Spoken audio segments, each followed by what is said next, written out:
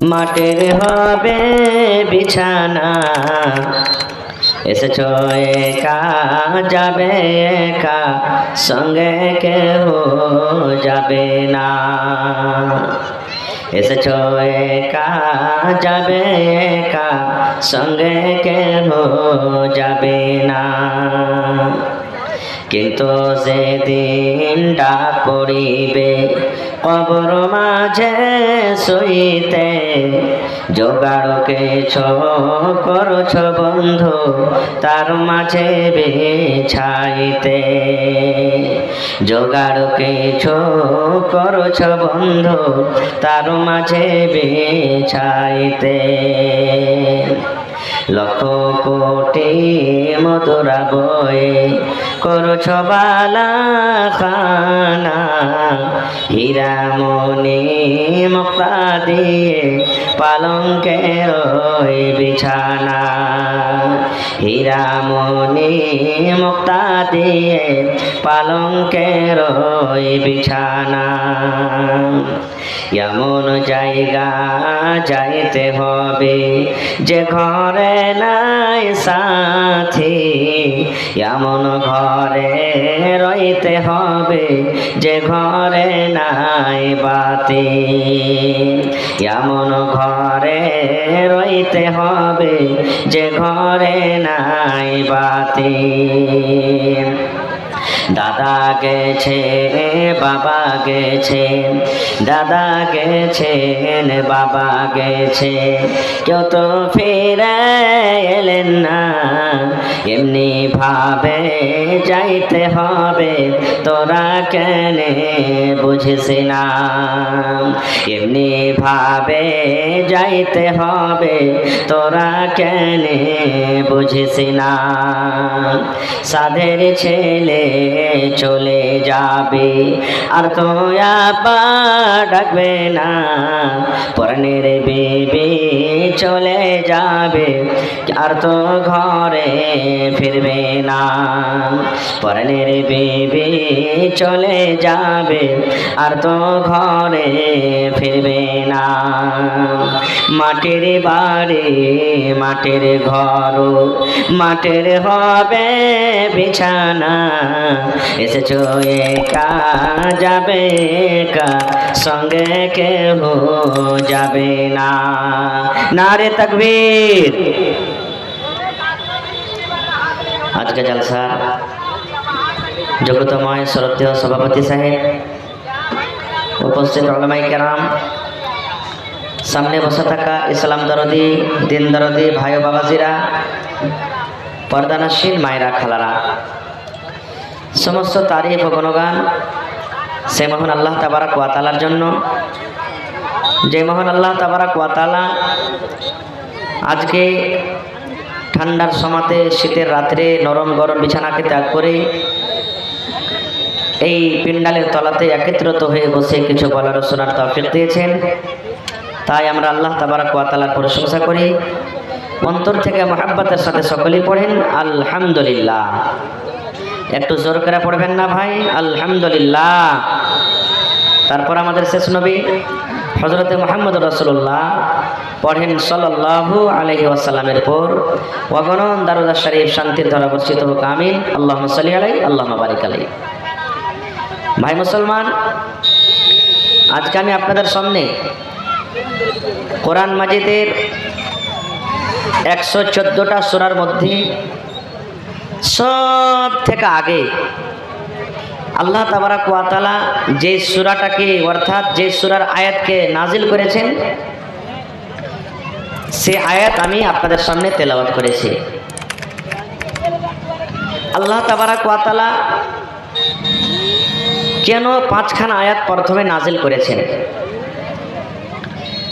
আয়াতকে নাজিল করে আল্লাহ তাবারাক ওয়া তাআলা দুনিয়ার মানুষকে কি মেসেজ দিয়েছেন, সে কোরআন থেকে আমরা আয়াত থেকে কি সবক পাবো বা সবক নেওয়া দরকার বা নিতে হবে, এগুলা জানার দরকার।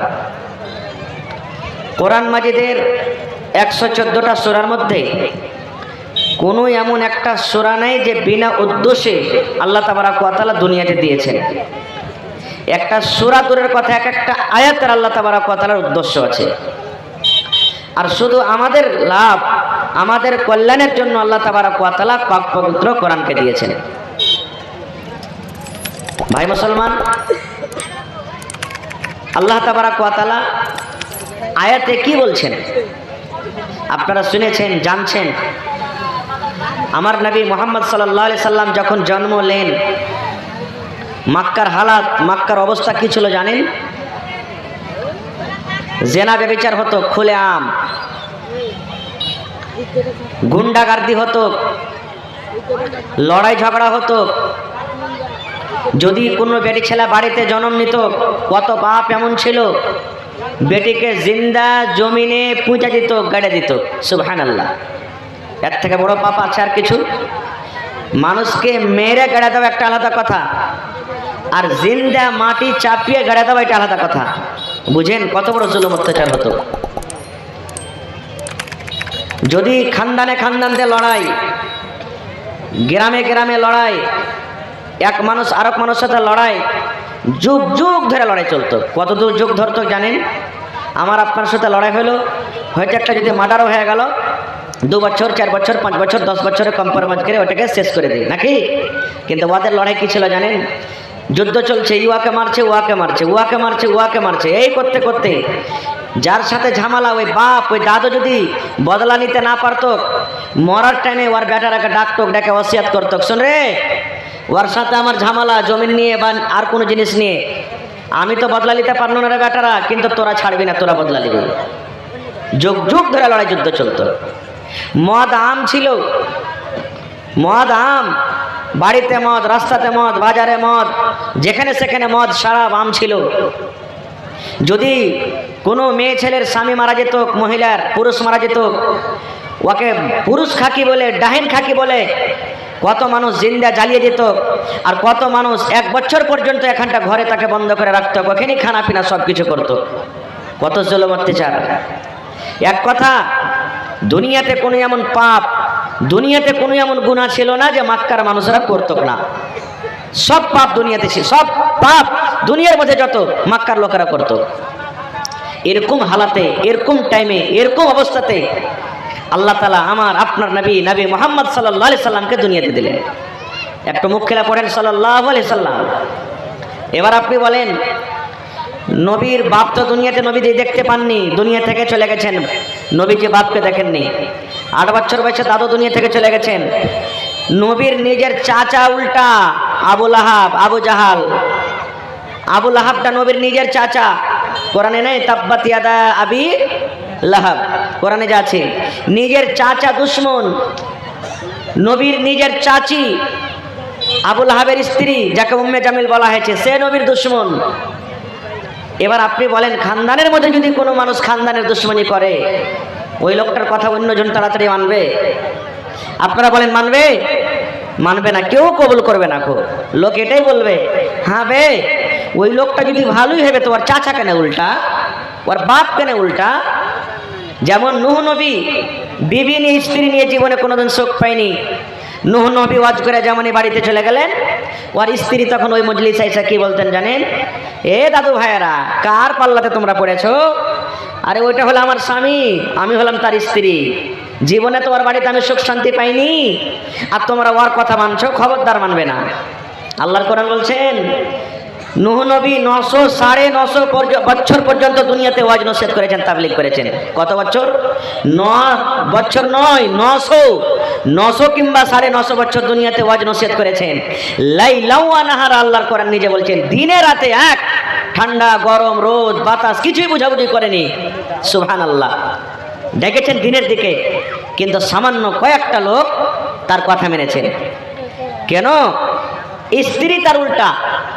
বলার উদ্দেশ্য, যদি এরকম হালাতে, এরকম টাইমে, যে দুনিয়াতে যত বুড়াই মক্কার ভিতরে, নবীর বংশের লোকেরা নবীর উল্টা, এরকম টাইমে যদি নবীজি ওই বংশতে যদি নবী হয়ে দাঁড়াচ্ছেন, আল্লাহ তাকে নবী করছেন, তাহলে কি এত সোজাসুজি মানুষরা মেনে নেবে?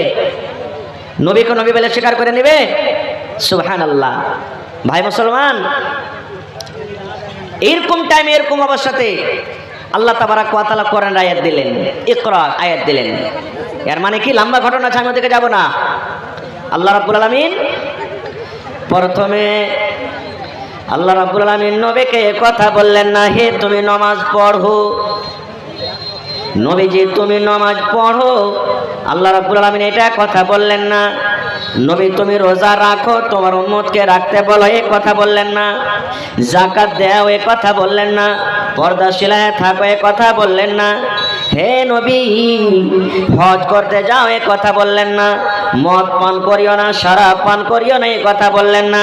জেনা ব্যভিচার করিও না, এই কথা বললেন না। দুনিয়াতে যত রকম পাপ রয়েছে, গুনাহ রয়েছে, আল্লাহ রাব্বুল আলামিন একটারও কথা বললেন না এই পাপটা করিও না, ওই পাপ করিও না, ওই পাপ করিও না, ওই গুনাহ করিও না, এই গুনাহ করিও না। আল্লাহ রাব্বুল আলামিন সর্বপ্রথম যেটা নবীকে তোহফা দান করলেন, সর্বপ্রথম যেটা ওহী করলেন, সেটা হলো ইকরা, হে নবী তুমি পড়ো। পড়ার কথাটা বলেছেন, পড়ার কথাটা বলেছেন। কেন পড়ার কথাটা বললেন? আপনারা জানেন মানুষ যখন পড়বে, মানুষ যখন লিখবে, পড়ালেখা যখন তার পূর্ণ হয়ে যাবে, ওই লোকটা জানতে পারবে জেনা করতে হয় না রে, ওই লোকটা জানতে পারবে সুদ খাইতে হয় না, ওই লোকটা জানতে পারবে মিথ্যা কথা বলতে হয় না, ওই লোকটা জানতে পারবে আমানতে খেয়ানত করতে হয় না, ওই লোকটা জানতে পারবে মদ পান করতে হয় না, ওই লোকটা জানতে পারবে যাকাতের মাল দিতে হয়, ওই লোকটা জানতে পারবে নামাজ পড়িতে হয়, ওই লোকটা জানতে হবে হজ করতে হয়। সব রকম ইবাদত বান্দেগি করা জানবে এবং ইবাদত বান্দেগি করার তারিকা জানবে। এই জন্য আল্লাহ রাব্বুল আমিন সর্বপ্রথম নবীকে যেটা ওহী দিয়েছেন, কোরআনের যেটা আয়াত আল্লাহ দিয়েছেন, সেটার নাম হলো ইকরা, হে নবী তুমি পড়ো। আজকে হলেন মাদ্রাসার ছাত্র, এই চালা ভাই, এই চালা ভাই, তোমাকে যে বললো যখন চললে 1.5 ঘন্টা লেগে, সব থেকে আগে ইকরা। এবার আপনারাকে বলি, আমি আপনার ছেলে হিসাবে, ভাই হিসাবে বলছি, কেউ মনে দুঃখ নেবেন না। আজকে কতটি মাওলানা বসে আছি আমরা, কেউ 8 বছর পরে মাওলানা হয়েছে, কেউ 10 বছর পড়েছেন, কেউ 15 বছর হয়েছেন, কেউ 5 বছর হয়েছেন। 5 বছর আগে তো হয়নি, কেউ 5 বছর পরে নাকি? জোরে বলেন, হয়েছে না হয়নি? এবার বন্ধুরে, আমার মাওলানা আলী মুর্তাজা সাহেব যদি নামাজ পড়ে, আমার কাজী সাহেব যদি নামাজ পড়ে, আমার মাওলানা গুলজার সাহেব যদি নামাজ পড়ে, 8 বছর 10 বছর পড়ালেখা পরে এরা বায়াত বাণী শিখেছে, এরা তাশাহুদ শিখেছে, এরা জানাজার নামাজের দোয়া শিখেছে, ঈদের নামাজ কেমন করে পড়তে হবে শিখেছে, 5 ওয়াক্ত নামাজ পড়া কেমন করে শিখতে শিখেছে, ঈদ বকরিদের নামাজ পড়ার তারিকা শিখেছে। এবার জীবনে কত ভাই এমন আছেন একদিনও মাদ্রাসা যায়নি, কোনো মাওলানার কাছেও বসেননি। তাহলে বলেন বন্ধুরে, এদের নামাজ আর আপনাদের নামাজ কি বরাবর হতে পারে? পারে? কোনোদিন হবে না। কেন? আপনারা বেটা বেটিকে মাদ্রাসাতে পড়েছেন, এটা মাদ্রাসার জালসা নাকি? দেখবেন আপনার বেটে পড়িতে গেল, মাদ্রাসাতে পড়িতে গেল, 4 দিন 5 দিন 7 দিন 10 দিন হয়ে গেল, একটা দোয়া রটিয়া রটিয়া মৌলবীরা পড় হয়। 8 দিন 10 দিন পড়ার পর আপনার বেটা বলবে, আব্বাজি আজ বায়াত বাণী শিখে নিয়েছি, আব্বাজি জানাজার দোয়া শিখে নিয়েছি, আব্বাজি তাশাহুদে বসার দোয়া শিখেছি, আব্বাজি।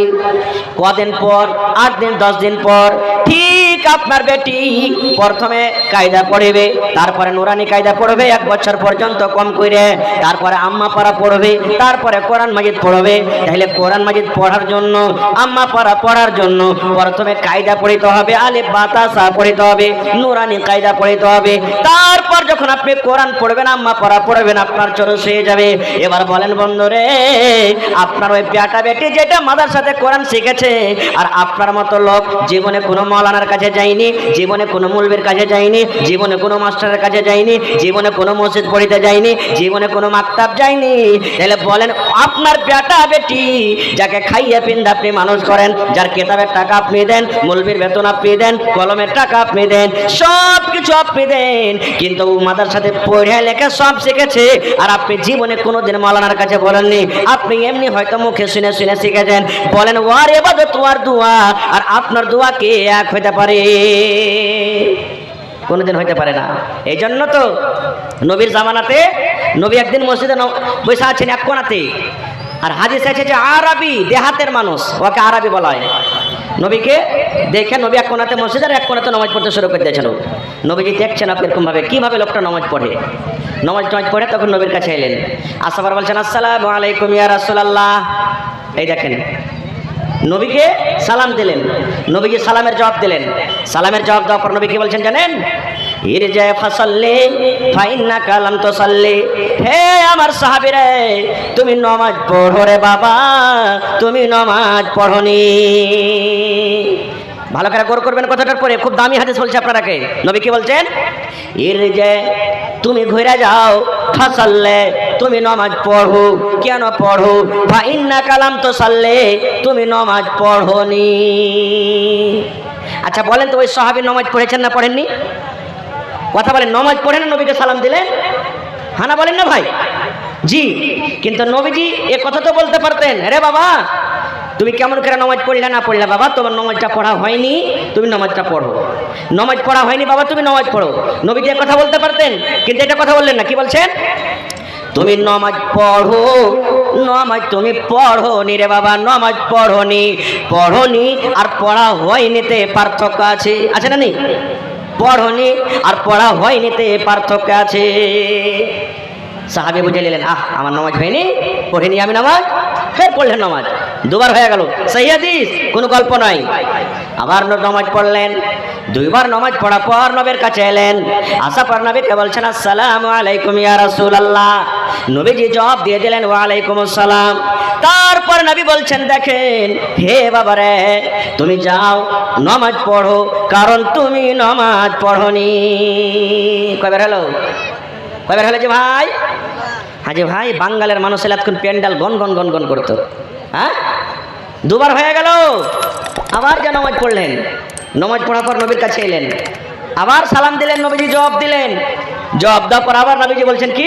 তুমি ঘুরে যাও, নামাজ পড়ো, তুমি নামাজ পড়োনি। তিনবার কিংবা চারবার হয়ে গেল, হাদিসে এসেছে।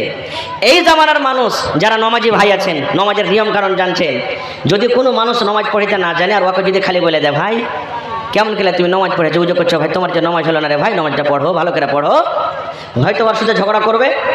কদিন থেকে তুমি ফের নামাজ পড়েছো, কত নামাজের বেটা হয়ে গেছো, পটপট করে আমাকে শিখাইতে আসতো, হয়তো ঘুচা মেরা কথা বলবে। আর না তো তার পরের দিন থেকে মসজিদে নামাজ পড়তে আসবে না, তোরাই পড়, খুব পড়, আমার নামাজ হয় না, তা আসবো কি করতে? দুটোর মধ্যে একটা করবে। কিন্তু ওরে সুবহানাল্লাহ, সেই সাহাবী দেখেন তিনবার চারবার ঘুরে চলে গেলেন, নামাজ পড়লেন, নামাজ হলো না। এবার সাহাবী বলছেন আল্লিমনি ইয়া রাসূলুল্লাহ, নবী গো আর ভালো করে নামাজ পড়িতে জানি না, ইয়ার থেকে ভালো করে জানি না। আমি যদি বারবার বারবার নামাজ পড়ি, ইয়ার থেকে আমি আর ভালো করে জানি না। আল্লিমনি, আপনি আমাকে শিখিয়ে দেন কেমন করে নামাজ পড়িতে হবে, কেমন করে উযু করতে হবে, কেমন করে রুকু করতে হবে, কেমন করে তাশাহুদ পড়তে হবে, কেমন করে সালাম ফিরতে হবে, ইয়া কে করে আপনি আমাকে শিখিয়ে দেন কয় নবীজি, আমি এর থেকে আর ভালো করে নামাজ পড়িতে জানি না। নারে তাকবীর। তারপরে নবীজি এক এক করে শিখিয়ে দিলেন। কেমন করে শিখাইলেন আজ আপনারাকে বলবো না, আবার কোনো জালসাতে ইনশাআল্লাহ নবীজি কেমন করে তাকে নামাজ শিখাইলে আজকে বলবো না, কোনোদিন আবার ইনশাআল্লাহ। নবীজি এক রাকাত পড়ে দেখিয়ে দিলেন তাকে, এই মতো এই মতো এই মতো, আবার কোনোদিন বলবো। তো বলার উদ্দেশ্য হলো এই যে প্রথমে শিখতে হবে, তাহলে আমল করতে হবে, যে আমলটা আমাদের সঠিক হবে নাকি। ইলমের দরকার হয়ে গেলে এখানে আর একটু আগে চলেন। আজকে আমি আপনাদের এখানে এসেছি, আপনাকে সালাম দিয়েছি, আসসালামু আলাইকুম, নাকি যারা বলেন দিয়েছিলেন তিনি, এর মানে কি হলো আসসালামু আলাইকুম। ভালো করে শিখবেন রে ভাই, আজকে এসেছেন কিছু নিয়ে যাব সাথে মনে করে। আসসালামু আলাইকুম এর মানে হলো আল্লাহর সালামতি তোমার পরে নাজিল হোক, আল্লাহর রহমত তোমার পরে নাজিল হোক, আল্লাহর দয়া তোমার পরে নাজিল হোক। কত সুন্দর দোয়া। সালাম খালি মুসলমানকে দিতে হবে না, নবী বলেছেন মুসলমান তুমি দেখছো যে মুসলমান, ওকে চিনহো বা নাই চিনহো, তুমি সালাম করো। আর একটা হাদিস আছে ইজা লাকিতাহু ফাসাল্লি আলাইহি, যখন কোনো মুসলমানের সাথে তোমার দেখা হবে ওকে তুমি সালাম দিয়ে দাও। এবার আপনি বলেন, স্কুল থেকে বাড়ি গেছেন, মাঠ থেকে বাড়ি গেছেন, বাজার থেকে বাড়ি গেছেন, আর আপনার স্ত্রী কেউ বাড়িতে আছে, কেউ নেই, সালাম দিতে হবে না হবে না? যারা বলেন সালাম দিতে হবে না হবে না? দিচ্ছি সালাম, মানে ও মুসলমান নয় নাকি? রসুল যে বলেছেন যে মুসলমানের সাথে দেখা হলেই তুমি সালাম দিয়ে দাও। এখানে বলা হয়নি যে তোমার বিবি কি বাপ কি মা, বাড়ি এলে কে সালাম দেয় যে বলে না, জি না, আমাকে সালাম কি জানেন, যেমনি ঘাসের বোঝা ফেললো, মোটর সাইকেল লাগানো, সাইকেল লাগানো, কবে গুধার মা কোনটা যাবে, শালা হার আমি কোনটা চলে গেছে রে, সব কবিগালাকে খেললে এই ওই হ্যান তারিখে আমরা চলতে লাগবে। এই গুধার মা, গুধির মা, পল্টুর মা, ঝাটনের মা, হ্যাঁ কালানের মা, এই আমার কথা। সুবহানাল্লাহ। না, সালাম দিতে হবে, স্ত্রী আপনার না, সালাম দিতে হবে। তো নবীজি বলেছেন সালাম দেওয়ার দেখেন কত নেকি। আজকে যেমন জালসা শুনছে, নবীর দরবারে একটা মজলিস লেগে আছে, মজলিস চলছে, গল্প সল্প দিনের কথা চলছে, আর একটা লোক মজলিস চাইলেন, আসাফার নবীকে বলছেন, মানে সব মজলিসকে আসসালামু আলাইকুম এতখানি দিয়ে বসে গেলেন। বোঝা গেল কি, যদি মিটিং চলছে, মসজিদে নামাজ পড়ছে, আপনি পিছে থেকে গেলেন তো সালাম দিয়ে দেন আপনি, এতে থেকে বোঝা গেল একটা সালাম দেন। এটা মনে করিয়েন না নামাজ যে পড়ছে যে মৌলানা, তো ওকে ফের সালাম দেবো কেন করে না, সালাম দিয়ে দেন আপনি। খাইতে বসে আছে কেউ, মেলায় মানুষ বলবে হাট খাইতে বসে আছে সালাম দেবো কেন করে, সালাম দেন আপনি। খেয়ে গেল মানে খাইতে বসে সালাম দাও যে, ভাত দাও যে, ডাল দাও যে, পানি দাও যে, মানে এগুলো সব জায়গায় হয়ে গেল। কোচি না কহি না এগুলো বলে সালাম তো হলে একটা দু আছে, এটা কেন যাই হবে না। রসুল যেটা জবাব দিতে মানা করেছে একটা হালাতে, কি নাপাকির হালাতে। কেমন নাপাকি? আপনি ঝাড়া ফিরতে বসে আছেন, পেশাব করতে বসে আছেন, কোনো ভাই রাস্তাতে হেঁটে চলে গেল আর আপনাকে সালাম দিয়ে দিল আসসালামু আলাইকুম, তো বসে বসে আপনি জবাব দিয়ে দেন না ওয়ালাইকুম সালাম ভাই, বসে বসে জবাব দিতে হবে না। কো নবী বলেছেন সালাম দেওয়ার কাম সালাম দেওয়া চলে গেল, তোমার পেশাব পায়খানা থেকে যখন তুমি ফারিগ হয়ে যাবে, তারপর নবী বলেছেন তুমি জবাব দাও ওয়া আলাইকুমুস সালাম। এই সময়তে জবাব দিতে হবে না, তাছাড়া জবাব দিতে হবে। খারজা হোক, একটা সাহাবী সালাম দিলেন মজলিসে এসে আসসালামু আলাইকুম, নবী বললেন 10টা নেকি পেয়ে গেল। কয়টা নেকি? শুধু আসসালামু আলাইকুম বলাতে 10টা নেকি হয়ে গেল আপনার। টাকা লাগলো না রে ভাই, পয়সা খরচা হলো না, কষ্ট হলো না, মুখখানে কালি হেলিয়ে দিলেন আসসালামু আলাইকুম, নবী বললেন 10টা নেকি পেয়ে গেল। লোকটা বসে গেলেন। 2 নম্বরে আরো একজন সাহাবী মজলিসে চলে এলেন, এবার একটু বাড়িয়ে দিলেন আসসালামু আলাইকুম ওয়া রাহমাতুল্লাহ। কি বাড়াইলেন? ওয়া রাহমাতুল্লাহ। এর মানে হলো আল্লাহর সালামতি তোমার পরে হোক, ওয়া রাহমাতুল্লাহ, এবং আল্লাহর রহমত তোমার পরে নাজিল হোক। কত সুন্দর দোয়া। এই কথাটা বলে বসে গেলেন। নবী বলছেন 20টা নাকি পেয়ে গেল। আসসালামু আলাইকুমে 10টা আর ওয়া রাহমাতুল্লাহতে 10টা, তো কয়টা হলো? 20টা নাকি পেয়ে গেল। আবার একজন সাহাবী মজলিসে এসে বলছেন আসসালামু আলাইকুম ওয়া রাহমাতুল্লাহি ওয়া বারাকাতুহু। বারাকাতুহু বাড়িয়ে দিলেন একটা। তখন নবী বললেন 30টা নেকি পেয়ে নিল রে, 30টা নেকি পেয়ে গেল। আসসালামু আলাইকুম 10টা, ওয়া রাহমাতুল্লাহি 10টা, আসসালামু আলাইকুম ওয়া রাহমাতুল্লাহি ওয়া বারাকাতুহু আর বারাকাতুহুতে 10টা। পূর্ণ সালাম যদি কেউ দেয়, নবী বললেন 30 খানা নেকি তার রেজিস্টারে চড়িয়ে দেওয়া হলো। এবার যে যত চাঙ্গা করে সালাম দিবে আপনাকে চাঙ্গা করে জবাব দিতে হবে। কত মানুষ সালাম দিবে তাহলে জি হ্যাক হ্যাক করছে, আর মানে ইশারা করছে আপনাকে ডাকছে, এদিকে মুড়ি হিলিয়ে দিলে। কত মানুষও মুড়ি হিলাবে, মানে তুই মুড়ি হিলিয়ে দিলে তো যা, তুই মুড়ি হিলিয়ে যা, তুইও চলে যা। হচ্ছে না, হয় না? জি না। কত মা খালা এমন আছে সালাম দিবার ঢং নাই, বিহারের সাথে গল্প করবে, সালেম আলাইকুম বিহাই কেমন আছো, আলাইকুম আলাইকুম ভালো আছি, কিচ্ছু নাকি পাওয়া গেল না। তো না জানার কারণে দিল ভৈরা আপনাকে সালাম দিবে, দিল ভৈরা আপনি তাকে জবাব দিয়ে দেন। তো 30টা নাকি আপনি পেয়ে গেলেন। তা আল্লাহর নবী একদিন বসে আছেন, আর আল্লাহর নবীর স্ত্রী মা আয়েশা রাদিয়াল্লাহু তাআলা আনহা বাড়িতে বসে আছেন রুমের ভিতরে, নবীজি বাইরে, মা আয়েশা ঘরের ভিতরে। আর ইহুদির একটা জামাত, ইহুদির একটা দল নবীর কাছে চলে এসেছেন। আসাফার নবীকে সালাম দিচ্ছেন, ভালো করে শুনবেন। আসসালামু আলাইকুম, কি জবাব দিচ্ছেন? সালাম দিচ্ছেন আসসালামু আলাইকুম। সহি হলো না গলত? আসসালামু আলাইকুম নয়, আসসালামু আলাইকুম। ইহুদিরা মনে করছে যে নবী বুঝতে পারেনি, ই তো পড়ালেখা করেনি কোনো মাদ্রাসাতে, কোনোদিন পড়েনি, ই বুঝতে পারেনি, ভুল বুঝতে পারবে না। খুব সুবহানাল্লাহ। আজকে যত লোক আমরা বসে আছি এখানে, আমার উদ্দেশ্য এটাই যে আপনাকে দেখে যে পড়ালেখার কি এক এক কথাতে কত দরকার আছে। আসসালামু আলাইকুম না বলে ইহুদিরা নবীকে বলছেন আসসালামু আলাইকুম, বাস কথাটা বলে বসে গেলেন ওরাও। নবী কিচ্ছু বললেন না। আল্লাহ নবীর স্ত্রী মা আয়েশা রাদিয়াল্লাহু তাআলা আনহা ঘর থেকে রেগে গেছেন, একবারে পর্দা থেকে রেগে গেছেন একবারে। আপনারা বলেন, যদি কোনো মানুষ গুন্ডা থাকে, চোর থাকে, লুচ্চা থাকে, লাফঙ্গা থাকে, বাড়িতে যা করবে করুক, কিন্তু ওর স্ত্রীর সামনে যদি খালি বলেন এই লোকটা চোর, গুন্ডা, বদমাশ, আপনাকে ছাড়বে? খোঁট বেড়ালিয়া তাড়বে, ভালো গলা তো দূরের কথা। দুনিয়াতে কোনো মহিলা নিজের পুরুষের গজব দেখতে পারবে না, না পারবে? যখন নবীজির কে ইহুদিরা বলে দিলেন আসসালামু আলাইকুম, মা আয়েশা বাড়ির ভিতর থেকে রেগে গেলেন। রেগে দেওয়ার পর মা আয়েশা জবাব দিলেন ওয়া আলাইকুম আসসালাম ওয়াল লাআনা। এ ইহুদিরা, আমার নবীকে কেনে গালি দিলি তোরা রে? আমার নবীকে কেনে গালি দিলি? আমার নবীকে কেনে বদদুয়া দিলি? নবী তো তোদেরকে কোনো কষ্ট দেয়নি, নবী তো কষ্ট দেওয়ার মতন কোনো কথা বলেনি। আমার নবীকে তোরাকে উল্টা পাল্টা কোনো কথা বলেনি, কেন আমার নবীকে তোরা গালি দিলি রে? কেন গালি দিলে? আপনারা বলবেন হাজী মাওলানা কই গালি দিয়েছে? ও তো সালামি দিয়েছে, ওরা সালাম দেনি। কি দিয়েছে জানেন? এর মানে কি? ইহুদিরা এসে নবীকে বলছেন আসসালামু আলাইকুম, হে নবী তোমার উপরে মওত আসুক, তুমি মরে যাও, মওত আসুক, তুমি মরে যাও। দেখেন কত বড় বদদুয়া দিচ্ছেন নবীকে। আসসালামু আলাইকুম, তোমার পরে মওত নাজিল হোক, মানে তুমি মরে যাও, মওত তোমার কাছে চলে আসুক। এবার মা আয়েশা জবাব দিয়ে বলছেন ওয়া আলাইকুম আসসালাম ওয়াল লাআনা।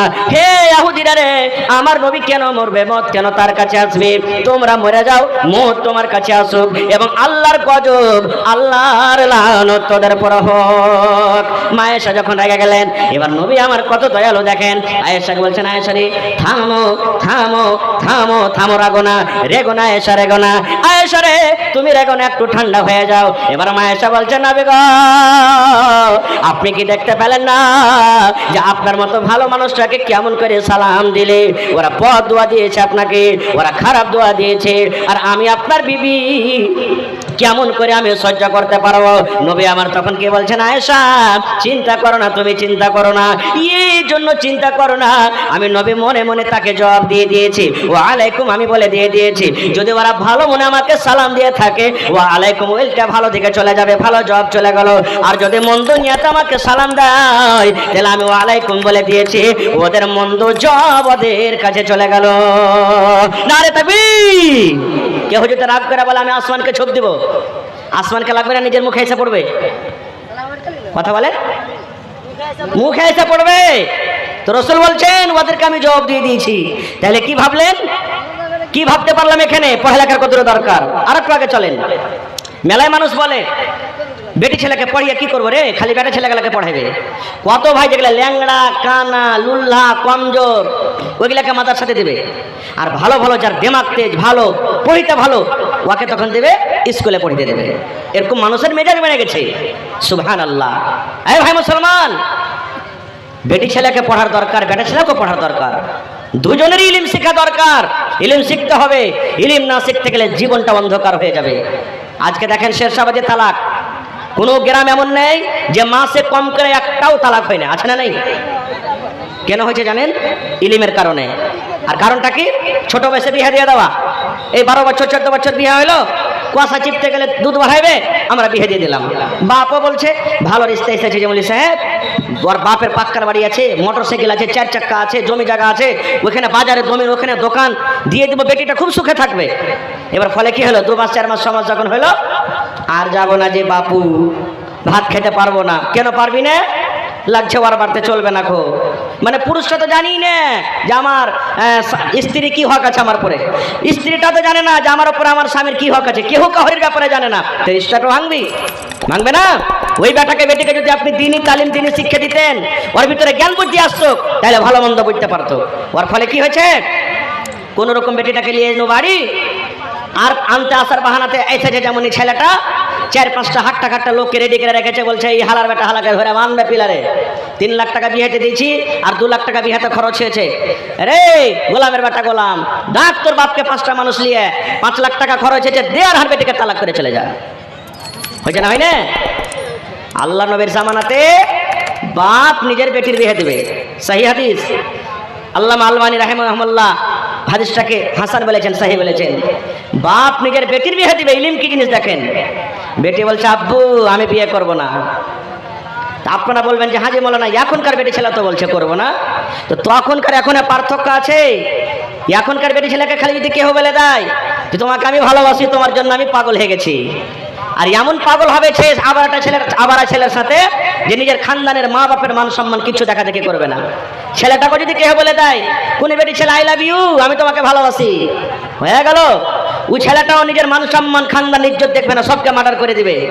এখনকার এটা হয়েছে। নবীর জামানাতে বাপ বলছেন বেটির বিয়ে দিব, বেটি ইনকার করছে আমি করবো না। খুব বাপ চলে গেলেন নবীর কাছে। নবীকে বলি কোনো রাস্তা যদি বের হয়, নবীকে বললেন আল্লাহ নবী গো বেটির বিয়ে দিব আমি, বেটে ইনকার করে বলছে আব্বা আমি বিয়ে করব না। নবী গো যদি পারেন একটু আপনি আমার বেটিকে বুঝান, কারণটা কি, কেন ইনকার করে, একটু বুঝান আপনি। নবীজি বললেন তোমার বেটিকে এনেছো? বলছেন না। বলছে যাও নিয়ে এসো সাথে করে। পরের দিন চলে গেলেন।